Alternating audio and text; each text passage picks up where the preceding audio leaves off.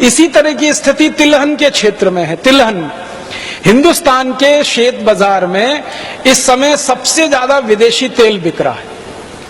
आप सभी जानते हैं कि एक मलेशिया नाम का छोटा सा देश है, उस देश का एक तेल है जिसका नाम है पामोलिन तेल। वो पामोलिन तेल सबसे ज्यादा भारत के बाजार में है, सबसे ज्यादा। 1-2 टन नहीं, लाखों टन में है, करोड़ों टन में है पामोलिन तेल, जो भारत के शेत बाजार में आ गया। अब पामोलिन तेल आके बिकने लगा। अब पामोलिन तेल का भाव भारत में आके पड़ता है 20 से 22 रुपए लीटर, और शेतकरी समाज जो उत्पन्न करके तेल देता है वो है 40 रुपए लीटर। अब भारत का शेतकरी सरसों का तेल करे 40 रुपए लीटर, नारियल का तेल करे 60 रुपए लीटर, तिलहन का तेल पैदा करे 90 रुपए लीटर। तो भारत में 40, 60 और 90 रुपए लीटर के आसपास तेल का भाव है, और विदेशी पाम तेल मिलता है 20 से 22 रुपए लीटर। तो सारे भारतवासी जो तेल बनाने वाले उद्योगपति हैं वो सब पामोलिन तेल धड़ल्ले से लाखों लाखों टन में इंपोर्ट कर रहे हैं, और उस पामोलिन तेल को भेड़सेड़ करके, मिलावट करके आपको बेच रहे हैं। आप बाजार से डिब्बाबंद जितना भी तेल लाके खाते हैं वो सब पाम तेल है। और आपको सुनकर हैरानी होगी, 4-5 साल पहले तक इस देश में ऐसा कानून था कि पाम तेल किसी भी दूसरे तेल में मिला के नहीं बेचा जा सकता। गेट करार और WTO के दबाव में अब कानून ऐसा है कि पाम तेल किसी भी तेल में मिला के बेचा जा सकता है। अब पाम तेल आ गया, वो वेजिटेबल ऑयल के साथ मिला के बेचा जा रहा है। आप बाजार से तेल खरीद के लाते हैं, किसी भी नाम का तेल खरीदो, रिफाइंड तेल के नाम से और डबल रिफाइंड तेल के नाम से बाजार में जितना भी तेल मिल रहा है वो सब पामोलिन तेल है। अब पामोलिन तेल हम खा रहे हैं, शेतकरी समाज खा रहा है। क्यों?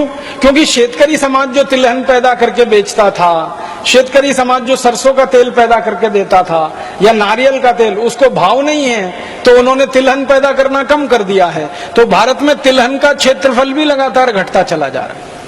दालें पैदा करना कम कर दिया, तिलहन पैदा करना कम कर दिया, तेल का उत्पन्न इस देश में कम हो गया, तो विदेशों से पाम तेल आकर बिकने लगा। अब वो पाम तेल के 2 दुष्परिणाम हैं। एक तो जो शेतकरी नारियल करते थे, जो शेतकरी तिल पैदा करते थे, जो शेतकरी सरसों पैदा करते थे, उनको नुकसान। दूसरा नुकसान देश के खाने वाले लोगों को, जो पाम तेल खाएगा, मैं आपको स्टाम्प पेपर पे लिख के देता हूं, तुरंत हार्ट अटैक से मर जाएगा। क्योंकि पाम तेल के बारे में सारी दुनिया के जो रिसर्च हुए हैं वो ये बताते हैं, और ये डॉक्टर चौधरी के लिए मैं कहता हूं कि पाम तेल में सबसे ज्यादा ट्रांस फैट्स हैं, सबसे ज्यादा। और ट्रांस फैट्स वो फैट्स हैं जो कभी भी बॉडी में डिसॉल्व नहीं होते, किसी भी टेम्परेचर पर डिसॉल्व नहीं होते। और ट्रांस फैट्स जब बॉडी में डिसॉल्व नहीं होते तो वो फैट बढ़ता जाता है, बढ़ता जाता है, बढ़ता जाता है। और आपने सुना होगा कि जब फैट जरूरत से ज्यादा बढ़ जाता है तभी हृदय घात आता है और आदमी मर जाता है।